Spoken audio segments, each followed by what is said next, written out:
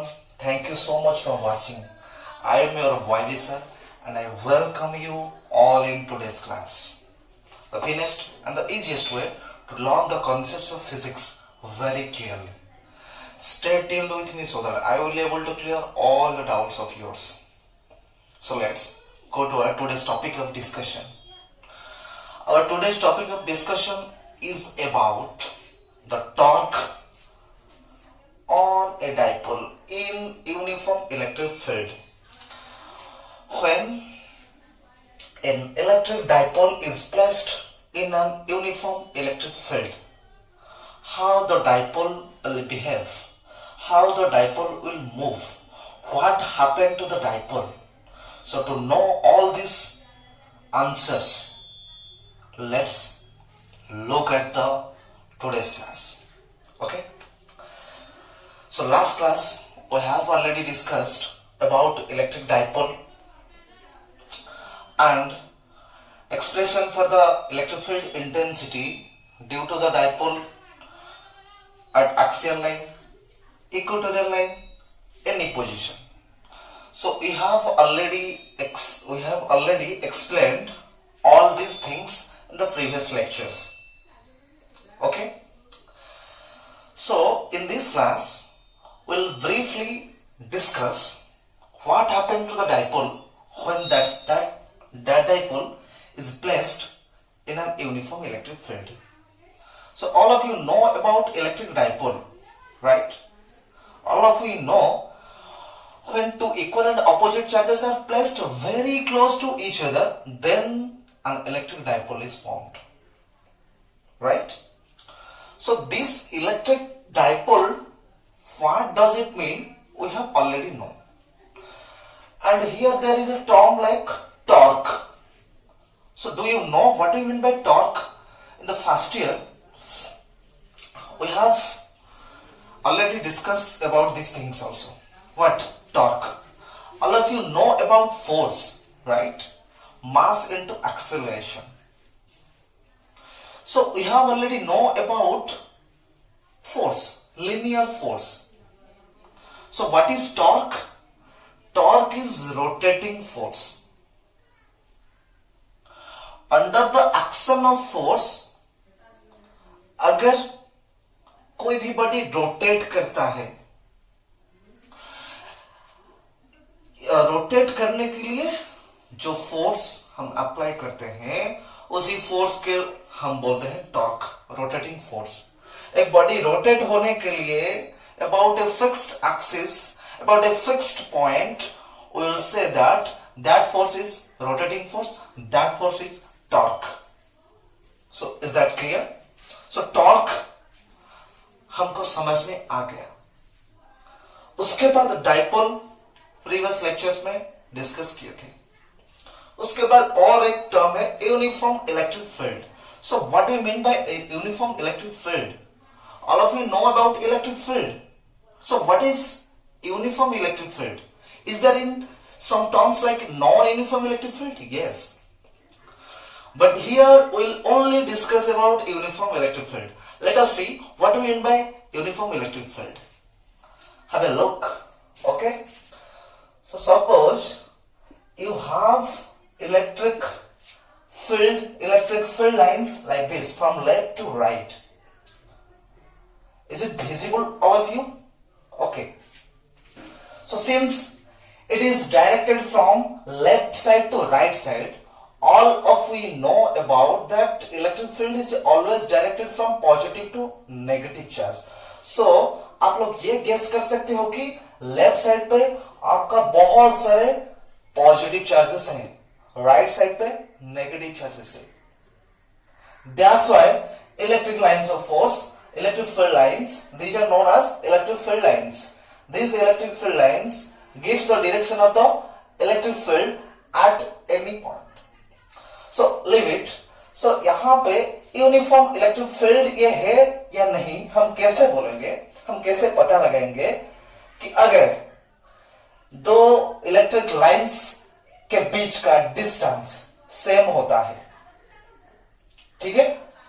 If the distance between two lines of force is same, means equidistance, and electric field का strength मतलब electric field का value, अगर यहां पे कोई एक चार्ज आप रखोगे, सो इस पॉइंट पे इलेक्ट्रिक फील्ड का वैल्यू सपोज 9 न्यूटन पर कूलम आ रहा है, राइट।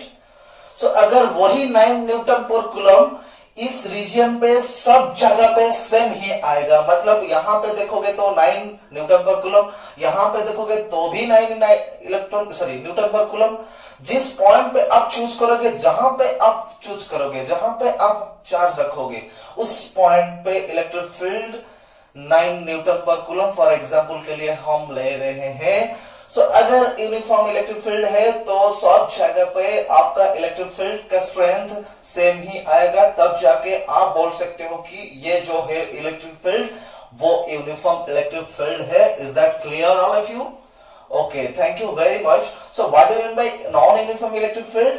अगर कोई भी सपोज यहाँ पे 9 आ रहा है, यहाँ पे 10, यहाँ पे 15 न्यूटन पर कूलम, सो डिफरेंट पॉइंट पे different values of electric field आपका आ रहा है, means strength of the electric field is different at different points in the electric field, then you can say that electric field is non-uniform electric field. I think all of you have clearly differentiate between uniform and non-uniform electric field. So in this lecture, the three important terms are torque, electric dipole, uniform electric fields. I think all these three terms you have already cleared. Okay? अगर मैं गलत नहीं हूं तो आप लोगों को समझ में आप तक आ गया होगा कि ये जो आज हम क्वेश्चन डिस्कस करने वाले हैं वो किसके बारे में हम डिस्कस करने वाले हैं वो आपको समझ में आ गया कंप्लीटली। ओके, प्रोसीड करने से पहले मैं आप लोगों को ये बता देना चाहता हूं कि आज का क्लास कैसा लगा ये कमेंट में कमेंट करना मत भूलिए, और एक बात, चैनल को सब्सक्राइब करना मत भूलिए। मैं समझ रहा हूं कि आप में से कुछ लोग क्लास देख रहे हैं बट सब्सक्राइब नहीं कर रहे हैं, ठीक है? तो सब्सक्राइब करना मत भूलिए, और आपके जितने भी दोस्तों हैं उनको शेयर भी करना मत भूलिए, क्योंकि आज के टाइम पे ऑनलाइन क्लास ही चलता रहता है। सो आपके फ्रेंड्स को ये क्लास का फायदा लेने के लिए आप जरूर शेयर कीजिए। Okay, thank you very much. So इस क्लास में we'll discuss about when the dipole is placed in an uniform electric field. What happened to that electric dipole? Means that dipole will experience some force, and that force is rotating force, and that rotating force is known as torque. So what is the expression for torque? We will derive in this class. So stay tuned with me. Thank you very much for watching till now. Okay? Okay. So हम क्या करेंगे कि uniform electric field lines पहले हम draw करेंगे। सो आपके पास यहां से पॉजिटिव सोर्स चार्ज है और इस तरफ आपका नेगेटिव सोर्स चार्जेस है, ठीक है? सो अगर आपको दिख रहा है कि पॉजिटिव सोर्स चार्ज लेफ्ट तरफ है, नेगेटिव सोर्स चार्ज राइट की तरफ है, तो तुरंत ही आप इक्वल डिस्टेंस वाला uniform electric field lines draw कर लो। यार कैसे बैठे हो? सो इलेक्ट्रिक फील्ड लाइंस हम इक्वल डिस्टेंस वाले इलेक्ट्रिक फील्ड लाइंस हम ड्रॉ अभी कर रहे हैं। मुझसे पहले आप लोग ड्रॉ कर लिए हैं, ये मुझको पता चल गया है। कैसे पता चला? हिडन कैमरा है, राइट? नहीं। ओके, सो ये आपका यूनिफॉर्म इलेक्ट्रिक फील्ड हो गया, राइट? सो अभी क्या करेंगे? we will place a simple electric dipole। और एक बात ध्यान दो कि इलेक्ट्रिक फील्ड पे अगर कोई भी चार्ज होता है तो उस चार्ज के ऊपर फोर्स पड़ता ही पड़ता है। इलेक्ट्रिक फील्ड उस चार्ज के ऊपर फोर्स अप्लाई करता है, so that charge will always experience force. Since electric dipole consists of charges, two equal and opposite charges, so that dipole will also experience some force. That force is rotating force. That force अगर उस dipole पे apply हो रहा है तो वो rotate होना शुरू करेगा। कैसे रोटेट होगा वो हम 3D में विजुअलाइज करेंगे। रोटेट होने से कितना टॉर्क आ रहा है वो भी हम कैलकुलेट करेंगे इस क्लास में, ठीक है। सो अभी हमने ये लिख लिया कि ये बोले यहाँ पे जो इलेक्ट्रिक फील्ड ये है इक्विडिस्टेंस वाला है, यूनिफॉर्म वाला है इलेक्ट्रिक फील्ड। सो इस इलेक्ट्रिक फील्ड के अंदर हम एक इलेक्ट्रिक डाइपोल को थीटा एंगल पे इंक्लाइंड करके रखते हैं। तो कैसे रखते हैं वो देखो। सो मान लो कि आपका जो इलेक्ट्रिक डाइपोल है ये आपका इलेक्ट्रिक डाइपोल हो गया, ठीक है। ये आपका इलेक्ट्रिक डाइपोल हो गया। इसके अंदर एक छोटा सा यहां पर मैं ले रहा हूं, ये एंगल है थीटा। थीटा जो एंगल है वो किसके बीच में एंगल थीटा है। ये जो डाइपोल है ना, ये सपोज ए यहां पे बी है, राइट, और ए पॉइंट पे आपका माइनस क्यू चार्ज बैठा है और बी पॉइंट पे आपका प्लस क्यू चार्ज बैठा है। तो minus Q plus Q equal and opposite charge होगा तो डाइपोल हम उसको बोलेंगे। सो ये डाइपोल है मतलब इक्वल एंड अपोजिट चार्ज होना जरूरी है, कंपल्सरी है, मैंडेटरी है। सो यहां पे जो थीटा एंगल बना रहा है वो यहां पे इस पॉइंट को हम बोलेंगे सेंटर ऑफ द डाइपोल। वो क्या है, centre of the dipole. Complete हो गया। उसके बाद हम बोलेंगे कि अगर एक डाइपोल है उस डाइपोल का स्ट्रेंथ कितना है वो किससे पता चलता है, डाइपोल के डाइपोल मोमेंट से। डाइपोल का डाइपोल मोमेंट ही बताता है कि डाइपोल का स्ट्रेंथ कितना है। सो डाइपोल मोमेंट का डायरेक्शन हमेशा कहां से कहां की तरफ होता है, माइनस क्यू से प्लस क्यू की तरफ होता है। यहाँ पे ए पॉइंट पे माइनस क्यू है और बी पॉइंट पे आपका प्लस क्यू है। सो ए से बी की तरफ आपका डाइपोल मोमेंट का डायरेक्शन आएगा। ये आप लिख सकते हो कि ये हो गया आपका direction of the what, electric dipole moment. So P vector आपका डाइपोल मोमेंट है। ये सब हो गया। सर आप एक बात, जरूरी बात बोल रहे हैं, क्या बोल रहा हूं, डाइपोल का लेंथ लिखने में बोल रहा हूं। डाइपोल का लेंथ हमारा क्या है, डाइपोल का लेंथ हमारा 2L है। 2L जो कि हमारा डाइपोल का लेंथ है वो कहां से कहां तक है, वो इस पॉइंट से बी पॉइंट, मतलब distance between A and B minus Q and plus Q. 2L is the length of the dipole और separation between minus Q and plus Q. Diagram अच्छे से आप समझेंगे तो जाके आप डेरिवेशन या डिराइव करने के लिए एलिजिबल हो सकते हैं, राइट। सो डायग्राम को अच्छे से समझने की कोशिश कीजिए ताकि आप ये टोटल क्वेश्चन को अच्छे से समझ सकते हैं, ठीक है। सो ये हो गया हमारा ए बी डाइपोल जो माइनस क्यू पे minus Q charge A point पे है, plus Q charge B point है, और यहाँ पे वो हमारा सेंटर ऑफ द डाइपोल हो गया। ये हमारा इलेक्ट्रिक फील्ड पॉजिटिव से नेगेटिव के चार्ज की तरफ है और डाइपोल मोमेंट जो है वो माइनस क्यू से प्लस क्यू की तरफ है। 2L हमारा लेंथ ऑफ द डाइपोल है। अगर आपको पूछा गया है कि डाइपोल मोमेंट के वैल्यू कितना होगा स्केलर फॉर्म में आप बताएंगे तो क्या होगा, P इक्वल टू 2QL। हमको पता है सर, प्रीवियस लेक्चर्स हमने देखे हैं, ठीक है, देखे हैं तो ठीक है, बताइए ना। ओके, सो डाइपोल मोमेंट कितना है, 2QL, magnitude of either charge and length of the dipole. यही डाइपोल मोमेंट का डेफिनेशन प्रीवियस क्लास में आपने ही बताए थे, मैंने बताया था, राइट।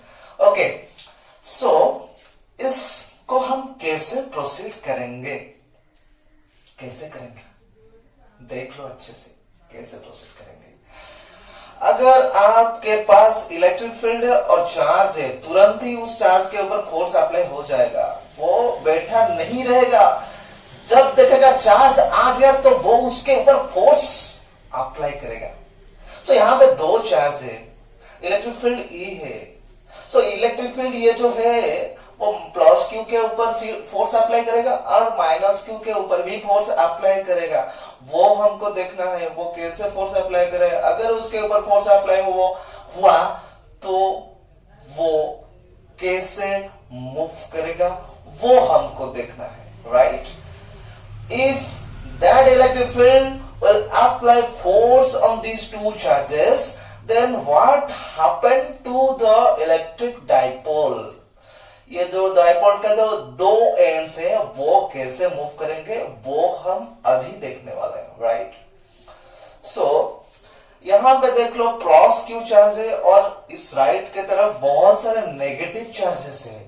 तो ये जो प्लस क्यू चार्ज होगा वो नेगेटिव चार्ज के तरफ जाएगा। किस लिए जाएगा? इसलिए इलेक्ट्रिक फील्ड जो है ना वो इस प्लस क्यू चार्ज के ऊपर फोर्स अप्लाई करेगा। That electric field will apply the force on Q plus Q so that की that charge this end B point end वाला वो राइट के तरफ घूमता हुआ नजर आएगा। मतलब ऐसा है तो इस टाइम का इस पार्ट का जो एंड है ना वो इस तरफ घूमने का कोशिश करेगा, घूमने के लिए वो कोशिश करेगा क्योंकि ये जो नेगेटिव सोर्स है वो इस पॉइंट को अट्रैक्ट करने की कोशिश करेगा, जरूर करेगा। सो फोर्स जो प्लस क्यू पॉइंट पे बी पॉइंट पे जो फोर्स आपका आ रहा है वो किस तरफ आएगा? राइट के तरफ आएगा। तो इस पॉइंट पे आपका फोर्स इस तरफ आ रहा है। उस फोर्स को आप क्या लिखेंगे? उस फोर्स को आप लिखेंगे कि F एट बी पॉइंट पे आपका फोर्स आ रहा है।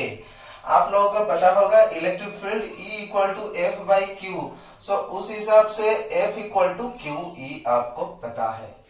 ये इलेक्ट्रिक फील्ड का डेफिनेशन जब मैं बता रहा था, इलेक्ट्रिक फील्ड के बारे में जब बता रहा था उस वक्त ये वाला डेफिनेशन मैंने बताया था। सो आप चाहे तो देख सकते हो previous lecture, right. So in this section force at B कितना आ रहा है? बी पॉइंट पे कितना फोर्स आ रहा है? कौन फोर्स अप्लाई कर रहा है? इलेक्ट्रिक फील्ड ही अप्लाई कर रहा है। कितना फोर्स अप्लाई कर रहा है? इस फॉर्मूले के हिसाब से हम ये बोल सकते हैं कि Q into electric field, right. So B point पे Q टाइम्स इलेक्ट्रिक फील्ड का जो वैल्यू है उतना ही फोर्स आ रहा है। Q टाइम्स E फोर्स आ रहा है बी पॉइंट पे।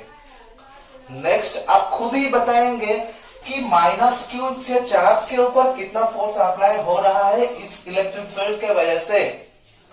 इलेक्ट्रिक फील्ड के वजह से आप प्रीवियस क्लास में देख सकते हो। तो क्या देख सकते हैं कि इलेक्ट्रिक फील्ड के तरफ अगर कोई पॉजिटिव चार्ज है तो उसका फोर्स जो आएगा वो इलेक्ट्रिक फील्ड के अलोंग भी आएगा। अगर कोई नेगेटिव चार्ज होता है तो वो उसके ऊपर जो फोर्स अप्लाई होगा वो इलेक्ट्रिक फील्ड का अपोजिट डायरेक्शन में अप्लाई होगा। सो यहाँ पे माइनस क्यू चार्ज है और इस तरफ बहुत सारे पॉजिटिव सोर्स चार्ज है। तो इस पॉइंट पे जो फोर्स अप्लाई होगा so this charge will try to move along positive side, means positive source charge side को वो फोर्स अप्लाई होगा। इसके तरफ आपका फोर्स का डायरेक्शन आएगा। आप ये बोल सकते हो कि ए पॉइंट पे जो फोर्स आ रहा है एफ एट ए उसका वैल्यू कितना होगा। अब उसका वैल्यू ये लिख सकते हो कि उस हिसाब से Q इनटू इलेक्ट्रिक फील्ड का डायरेक्शन आप लिखोगे तो इस तरफ इलेक्ट्रिक फील्ड का डायरेक्शन है पर फोर्स उस तरफ एक्ट कर रहा है तो opposite to the direction of the electric field. उस हिसाब से आप ये लिख सकते हो कि Q टाइम्स माइनस ई, राइट। Q टाइम्स माइनस ई यहाँ पे क्यों लिखा गया है? इलेक्ट्रिक फील्ड उस तरफ है बट फोर्स उस तरफ एक्ट कर रहा है, मतलब लेफ्ट साइड एक्ट कर रहा है। सो पर इलेक्ट्रिक फील्ड राइट की तरफ है। So force is opposite to the direction of the electric field. ये आपको समझ में आ गया होगा। सो कंप्लीट अब तक कंप्लीट हो गया। सो बी पॉइंट पे और ए पॉइंट पे दो फोर्स एक्ट कर रहा है। दो फोर्स क्यों एक्ट कर रहे हैं? यहाँ पे दो चार्ज है इसलिए तो दो फोर्स एक्ट कर रहे हैं। सो उसके हिसाब से अगर ये यहाँ पे दो फोर्स एक्ट कर रहे हैं तो वो जो फोर्स एक्ट कर रहे हैं वो अबाउट यहाँ पे आप अच्छे से ये बात देख सकते हो कि यहाँ पे सेंटर ऑफ द डाइपोल है। ये आपका अगर एक्सिस होगा तो इस दोनों पॉइंट पे आप यहाँ से अच्छे से देख सकते हो कि अगर यहाँ ऐसा है आपका डाइपोल इस पॉइंट पे इस तरफ एक्ट कर रहा है और इस पॉइंट पे उस तरफ, तो ऐसे मूव करना शुरू होगा। यहाँ पे ऐसा है फिक्स्ड, अगर फोर्स दोनों पॉइंट पे एक्ट कर रहा है तो ऐसा मूव करने जैसा हमको दिखेगा, ऐसा मूव करेगा तो about what, about this centre of the dipole, about the centre of the dipole, the dipole will try to move, the dipole will try to rotate. अगर डाइपोल रोटेट करता है, अगर कोई भी चीज रोटेट करता है, तो जिसके वजह से वो रोटेट करना शुरू करता है उसको बोलते हैं हम रोटेटिंग फोर्स। उसको हम इस पॉइंट पे फिजिक्स के लैंग्वेज पे हम बोलेंगे कि टॉर्क, रोटेटिंग फोर्स को हम बोलेंगे टॉर्क। सो टॉर्क हम अच्छे से समझ सकते हैं यहां से कि अगर यहाँ पे ए पॉइंट पे फोर्स आपका लग रहा है, तो यहाँ पे ए पॉइंट पे टॉर्क कितना आएगा, ए पॉइंट पे आपका टॉर्क कितना आएगा, वो हम ऐसे लिख सकते हैं कि टॉर्क को हम अच्छे से समझ सकते हैं कि फोर्स इनटू परपेंडिकुलर डिस्टेंस। ये आपको अच्छे से पता है, right. So R cross F, perpendicular distance ये बोल सकते हो, या फिर सेंटर ऑफ द डाइपोल, या फिर एक्सिस, एक्सिस से फोर्स जिस पॉइंट पे एक्ट कर रहा है उसका डिस्टेंस आप ले सकते हो, राइट। सो यहाँ पे ए पॉइंट पे अगर फोर्स अप्लाई हो रहा है, सो ओ से ए तक डिस्टेंस आपको लेना पड़ेगा। वहां पे ए पॉइंट पे टॉर्क कितना आएगा, टॉर्क आएगा O A vector, O A vector cross F A vector. ये आपका टॉर्क आएगा ए पॉइंट पे। रोटेटिंग फोर्स ए पॉइंट पे इतना ही आएगा।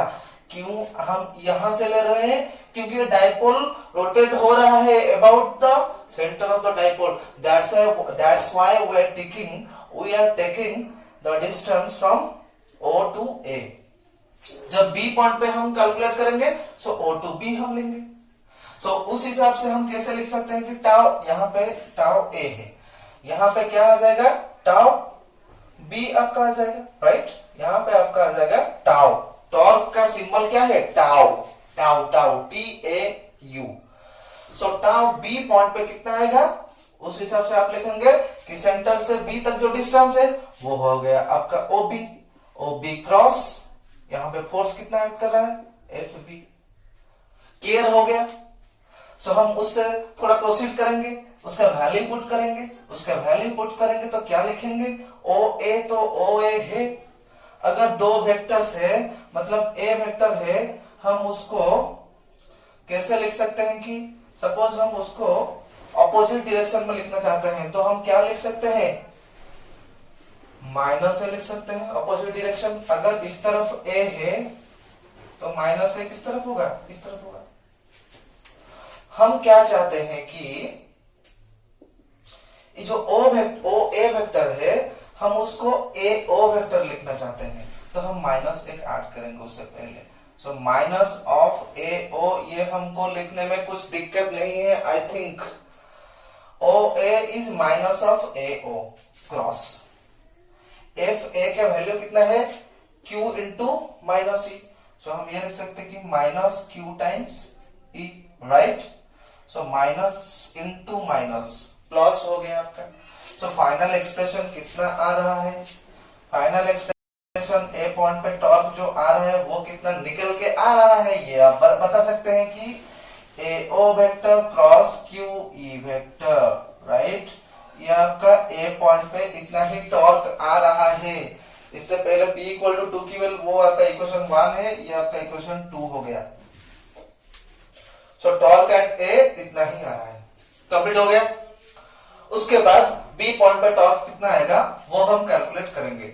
ये डेरिवेशन को आप अच्छे से याद कर लो, अच्छे से समझने की कोशिश करो, ताकि मैग्नेटिज्म में भी अगर इलेक्ट्रिक डाइपोल एक मैग्नेटिक फील्ड के अंदर रहता है, उसके वजह से भी टॉर्क आता है, उसका जो डेरिवेशन होगा सिंपली इस तरह का डेरिवेशन होगा, सिंपल वे इस तरह का होगा, राइट।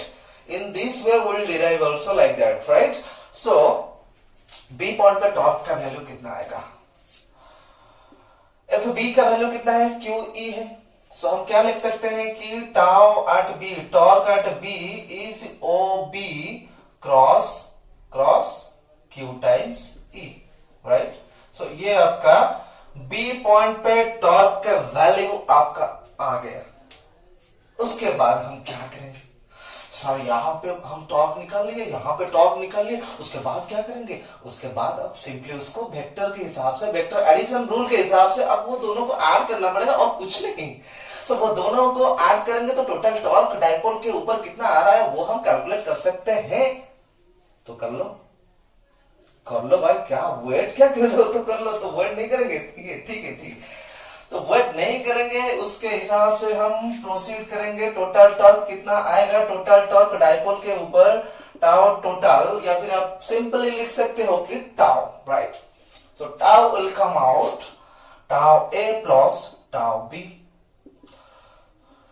सो वेक्टर एडिशन के रूल के हिसाब से हम उसको ऐड करेंगे तो कैसा होगा, टाउ ए का वैल्यू कितना है, ए ओ वेक्टर है, क्रॉस यहाँ पे क्या है, क्यू ई है, आप ये लिख सकते हो, राइट। प्लस क्या आएगा उसका वैल्यू, टाउ बी, यहाँ पे देख लो इक्वेशन 3 है, क्या है, क्या है, ओ बी वेक्टर है क्रॉस क्यू ई। कैसा लग रहा है क्लास, बोरिंग तो नहीं हो रहा ना, या फिर मैं गाना गाऊं, हाँ okay. So A O vector cross Q E vector, यहाँ पे O B vector cross Q E vector, ये दोनों को हम ऐड कर रहे हैं। यहाँ पे आप अच्छे से देख सकते हो कि फर्स्ट टर्म में क्रॉस क्यू है, सेकंड टर्म में क्रॉस क्यू है, दोनों क्रॉस क्यू ई है, वो राइट साइड की तरफ है, तो उस हिसाब से हम क्रॉस क्यू ई राइट साइड पे कॉमन ले सकते हैं या नहीं, ले सकते हैं। सो क्रॉस क्यू ई आपका रह गया। उसके बाद क्या होगा, उसके बाद आप ये लिख सकते हो कि A O plus O B simply add करोगे, हो गया। So A O plus O B, diagram को अच्छे से देख लो, ए ओ प्लस ओ बी, ए ओ इस तरफ आ रहा है डायरेक्शन, राइट, ओ बी भी उसी तरफ आ रहा है, ये दोनों वेक्टर को हम ऐड करेंगे तो इस तरफ टोटल आएगा, क्या आएगा, ए बी वेक्टर आ जाएगा। ए बी वेक्टर क्या है, 12 है, जो कि लेंथ ऑफ द डायपोल है।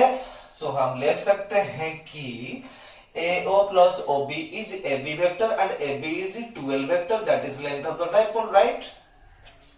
लिख सकते हैं कि नहीं, लिखेंगे जरूर। सो टाउ क्या आ जाएगा कि ए बी वेक्टर, अब उसके अब एक लाइन लिखना, मैं एक लाइन ओमिट करके लिख रहा हूं। सो ए बी वेक्टर के जगह हम क्या लिखेंगे, 2l vector cross Q E vector. Complete नहीं हुआ तो उसके बाद क्या करेंगे, since this Q is a scalar quantity, charge is a scalar quantity, आपको पता है ना, charge is a scalar quantity, current is also a scalar quantity, पहले क्लास में हम बताए थे, अच्छे से आप याद रखे हैं ना, ठीक है। तो स्केलर अगर है तो उसको हम जहां पे चाहे वहां पे रख सकते हैं, तो कहां पे रखेंगे, उसको थोड़ा आगे लाके रखेंगे, क्योंकि इसका मन नहीं कर रहा है कि इलेक्ट्रिक फील्ड के साथ रहने के लिए। सो वो क्यू को हम यहां से लिखेंगे तो क्या होगा, tau will come out what, 2ql vector into और क्रॉस ई वेक्टर। यहां से आप देख सकते हो कि 2ql vector is what, dipole moment of the electric dipole. So final conclusion क्या निकल के आ रहा है, torque will come out what, torque will come out what, torque will come out 2ql is p vector dipole moment cross e vector. So final vector form of the what, torque निकल के आ गया। ये जो आपका है expression fourth वाला equation number, वो आपका यहाँ पे जो हेडिंग था उसका एक्सप्रेशन निकल के आ गया। कंप्लीट हो गया, आपको पता से नहीं चला ना, आपको पता नहीं चला कैसे कंप्लीट हो गया, कंप्लीट हो चुका है यार। सो टॉर्क का वैल्यू डायपोल के ऊपर। So on a dipole, what is the expression for torque when it is placed in a uniform electric field? ये आपका निकल के आ गया, torque tau will equal to P cross E. Torque यहाँ पे टाउ है, पी वेक्टर यहाँ पे डायपोल मोमेंट है, इलेक्ट्रिक फील्ड ये है, इंटेंसिटी है ई वेक्टर। ये आपका एक्सप्रेशन निकल के आ गया। तो क्या होगा, ये तो वेक्टर है, उसका डायरेक्शन अभी तक हम तो पता नहीं चला, हम कैसे पता करेंगे टॉर्क का डायरेक्शन क्या होगा। उस डायरेक्शन आप खुद बोल सकते हो कैसे, आपको पता होगा जब आप लोगों को वेक्टर को क्रॉस मल्टीप्लिकेशन के बारे में बता रहा होगा, मतलब बताए होंगे, उस वक्त आपके साथ क्या बोलेंगे कि अगर यहाँ पे एक वेक्टर है, सपोज ए, यहां पे एक वेक्टर है बी, राइट। आप ये दोनों वेक्टर को क्रॉस करना चाहते हो, क्रॉस मतलब क्या, क्रॉस बी। सो अगर आप ये वेक्टर और बी वेक्टर, ये दोनों वेक्टर को क्रॉस करना चाहते हो, क्रॉस मल्टीप्लाई करना चाहते हो, तो जो थर्ड वेक्टर निकल के आएगा उसका डायरेक्शन किस तरफ आएगा? आपको पता होगा स्क्रू, आप सभी लोग स्क्रू यूज कर रहे होंगे। सपोज मान लो कि ये स्क्रू है, सर ये तो स्क्रू नहीं, मार्कर है, नहीं, मान लो सपोज अगर ये आपका स्क्रू है, तो आप कहां से कहां तरफ, किसके तरफ जाने वाले हैं? You are suppose to move from A to B. A cross B है, सो ए से आप ऐसे जाओगे, तो ऐसे जाओगे तो सर ये व्हाइट बोर्ड होल हो जाएगा। तो ऐसे जाओगे, ए से बी की तरफ जाओगे, तो ऐसे जाओगे तो उसके अंदर चले जाओगे। किसके अंदर? व्हाइट बोर्ड के अंदर। व्हाइट बोर्ड के अंदर मतलब इनटू द व्हाइट बोर्ड, या फिर आपका पेपर होगा तो आप यह बोल सकते हो कि इनटू द पेज, राइट। सो अगर ए क्रॉस बी हुआ तो क्लॉकवाइज आपका रोटेशन हो रहा है, स्क्रू क्लॉकवाइज रोटेट हो रहा है। क्लॉकवाइज रोटेट हो रहा है स्क्रू मतलब वो अंदर की तरफ जा रहा है, वो टाइट होता हुआ नजर आ रहा है। सो ए क्रॉस बी जो होगा, सपोज सी वेक्टर आपका निकल के आ गया, सी वेक्टर जो निकल के आएगा उस वेक्टर का डायरेक्शन इनटू द पेज होगा। ये आपको समझ में आ गया, राइट। अगर बी क्रॉस ए होगा तो वो क्या होगा आप खुद ही बताइए। बी क्रॉस ए होगा तो इस तरफ एंटी क्लॉकवाइज डायरेक्शन में रोटेट करना शुरू करेगा और स्क्रू ढीला ढीला होगा, लूज होने की कोशिश करेगा, तो वो स्क्रू लूज होगा तो out of the white board आएगा, आपके लिए आउट ऑफ द पेज आएगा, राइट। अगर B cross A cross B हुआ तो इनटू द पेज, राइट। अगर बी क्रॉस ए हुआ तो माइनस सी सपोज निकल के आएगा, वो ऊपर की तरफ आएगा, आउट ऑफ द पेज। आपको क्लियर हो गया?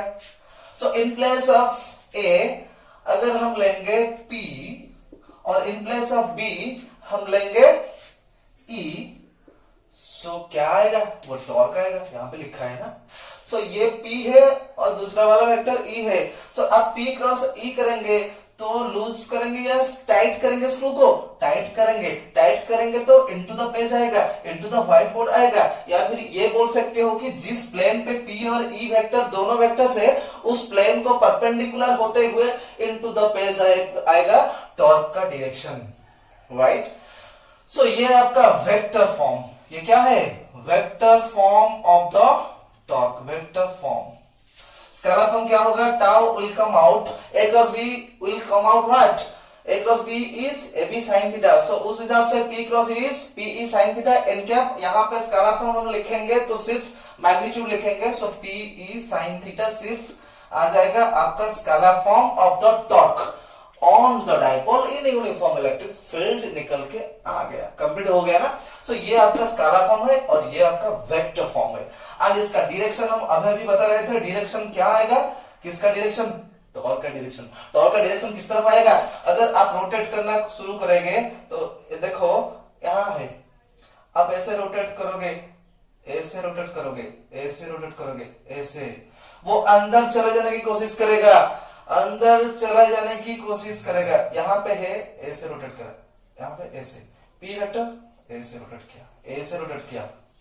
सो रोटेट करने के वजह से आपका जो टॉर्क निकल के आएगा वो P और E वेक्टर जिस प्लेन पे होगा उस प्लेन को परपेंडिकुलर होते हुए इनटू द पेज आएगा, उसका direction. So direction of tau will what? It is always perpendicular to the plane containing P vector and E vector. For our figure it is into the page, right?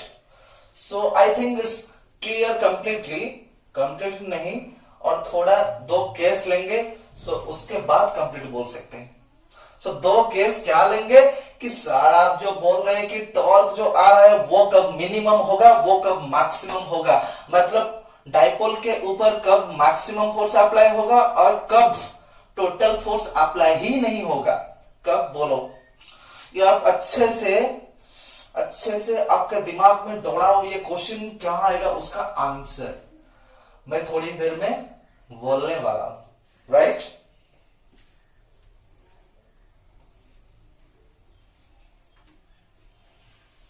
सो अगर देखो तो सही, क्या अगर बोल रहे हो क्या? देखो तो सही, मैं क्या बोल क्या रहा हूँ, क्या बोल रहा हूँ? दो केस के बारे में बोल रहा हूँ। दो केस मतलब क्या? यहाँ पे देखो कि ये भाई आपका जो थीटा है, थीटा इलेक्ट्रिक फील्ड के तरफ है। इलेक्ट्रिक फील्ड के साथ डायपोल मोमेंट जो बना रहा है एंगल, उसको हम थीटा बोल रहे हैं। अगर ऐसा नहीं हुआ तो, अगर ऐसा है डायपोल, तो पी लेफ्ट के राइट, लेफ्ट से राइट की तरफ है, उसी तरफ पे भी इलेक्ट्रिक फील्ड है। सो डायपोल सपोज इस पोजीशन पे है, वो आप बोलेंगे कि जो थीटा है वो जीरो है, क्योंकि इस पे आपका इलेक्ट्रिक फील्ड जिस तरफ है, डायपोल मोमेंट उसी तरफ है। So theta will come out zero. So case, दो केस हम लिख सकते हैं कि यहां से दो केस लिख सकते हैं। क्या दो केस निकल के आएगा? अगर थीटा जीरो होगा तो क्या होगा? थीटा जीरो या 180 होगा तो क्या होगा? और एक थीटा 90 डिग्री होगा तो क्या आएगा? टॉर्क का expression.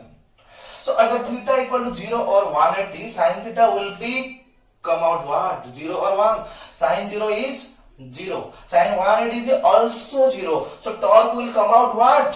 Zero. Torque will be zero. अगर डायपोल आपका इलेक्ट्रिक फील्ड का डायरेक्शन के तरफ है, या फिर opposite to the direction of the electric field, इस तरफ है, कंप्लीटली इस तरफ है, या फिर इस तरफ, तब जाके आप बोल सकते हो कि टोटल टॉर्क आएगा निकल के जीरो। तो टोटल टॉर्क जीरो आएगा, मतलब उसके ऊपर कोई भी फोर्स, कुछ भी फोर्स अप्लाई नहीं होगा। वो ऐसा है तो वैसा है, कुछ भी फोर्स नहीं होगा, रोटेट नहीं होगा, वो वैसा ही स्टेबल रहेगा। तो आप क्या बोल सकते हो कि जीरो वाला जो पोजीशन है वो आपका stable position of the electric dipole, जब वो इलेक्ट्रिक फील्ड के अंदर रहेगा। कंप्लीट हो गया। सो टॉर्क जीरो निकल के आ रहा है, मतलब वो स्टेबल पोजीशन है डायपोल का। समझ में आ गया? उसके बाद अगर थीटा 90 डिग्री होगा तो क्या होगा? ऐसे, ये देखो ये जीरो हो गया। अगर ऐसा हुआ तो 90 डिग्री। सो कंप्लीटली 90 डिग्री है तो क्या निकल के आएगा? Sine 90 is what? Sine 90 is how much? 1. So tau will come out what? So tau will come out from this. We can write tau will come out PE. So this is the maximum value of torque and this is the minimum value of torque. Rotating force का maximum value PE कब निकल के आएगा? जब dipole moment electric field के बीच के angle 90 degree होगा, तब जाके मैक्सिमम टॉर्क उसके ऊपर आएगा। वो ज्यादा रोटेट होने की कोशिश करेगा, उसके ऊपर ज्यादा फोर्स अप्लाई होगा। कंप्लीट हो गया? कंप्लीट हो गया। और यहां से एक तत्व निकल के आ गया कि अगर 0 डिग्री है मतलब वो स्टेबल पोजीशन है, इलेक्ट्रिक फील्ड के तरफ डायपोल अगर अलाइन होता हुआ नजर आ रहा है, तो आप बोल सकते हो कि वो stable position of the electric dipole है। उसके बाद मैक्सिमम टॉर्क कब आएगा? जब वो 90 डिग्री होके रहेगा इलेक्ट्रिक फील्ड के साथ डायपोल। कंप्लीट हो गया? कंप्लीट हो गया। हो गया ना? सो यहां से और भी एक छोटी सी बात ये देख सकते हो कि नेट फोर्स देख लो, क्यू ही देखो, एफ बी आपका क्यू ई है, एफ ए कितना है? F A is Q12 minus E. अगर ये दोनों फोर्स को आप ऐड करोगे तो टोटल फोर्स कितना आएगा? नेट फोर्स कितना आएगा? नेट फोर्स आएगा आपका जीरो। नेट फोर्स आपका जीरो आएगा। यहाँ पे टोटल फोर्स जीरो आ रहा है, सारा बोले टोटल फोर्स जीरो है। यहाँ पे फोर्स बोले ये रोटेटिंग फोर्स है, ये लीनियर फोर्स है। भाई ये दोनों में डिफरेंस है, ये दोनों में अंतर है। सो यहाँ पे नॉर्मल जो लीनियर फोर्स है वो आपका जीरो निकल के आ रहा है, पर टॉर्क का वैल्यू कुछ भी नॉन जीरो वैल्यू आ रहा है, मतलब कुछ वैल्यू आ रहा है, राइट? सो यहाँ पे आप ये बोल सकते हो कि अगर एक electric dipole uniform electric field के अंदर है, मतलब फील्ड जब यूनिफॉर्म होगा तब फोर्स, टोटल फोर्स जीरो आएगा, पर टॉर्क का वैल्यू नॉन जीरो आएगा। तो टॉर्क का वैल्यू नॉन जीरो आएगा। ये दोनों वैल्यू कब आएगा? जब इलेक्ट्रिक फील्ड होगा यूनिफॉर्म। अगर नॉन यूनिफॉर्म इलेक्ट्रिक फील्ड होगा तो यहाँ पे QE1 आएगा, यहाँ पे QE2 आएगा। नॉन यूनिफॉर्म मतलब एवरी पॉइंट पे इलेक्ट्रिक फील्ड का वैल्यू डिफरेंट आएगा। सो यहाँ पे सपोज QE1, यहाँ पे QE2, तो दोनों वेक्टर को ऐड करेंगे तो फोर्स नॉन जीरो आएगा, और नॉन जीरो फोर्स आएगा तो टॉर्क तो ऑब्वियसली वो नॉन जीरो आएगा। ठीक है? सो फोर्स अगर नॉन जीरो है, मतलब जीरो नहीं है, torque is also non zero. ये आपका आएगा नॉन यूनिफॉर्म पे। नॉन यूनिफॉर्म, यहाँ पे यूनिफॉर्म इलेक्ट्रिक फील्ड, और ये non uniform electric field. Non uniform electric field आपको समझ में आ गया? कंप्लीटली आपको क्लियर हो गया शायद। सो ये था आपका torque on a dipole in uniform electric field. Next class में हम ये दिखेंगे कि अगर इस डाइपोल को थोड़ा सा डिस्टर्ब करेंगे तो उसका टाइम पीरियड ऑफ वाइब्रेशन कितना निकल के आएगा, वो हम नेक्स्ट क्लास में डिस्कस करेंगे। और इस थ्योरी के ऊपर बेस करते हुए कुछ प्रॉब्लम्स भी डिस्कस करेंगे। सो आज के लिए बस उतना ही। सो रहते हैं, very very thanks all of you. And आज का क्लास कैसा लगा प्लीज कमेंट करने में कंजूसी मत कीजिए। Thank you very much.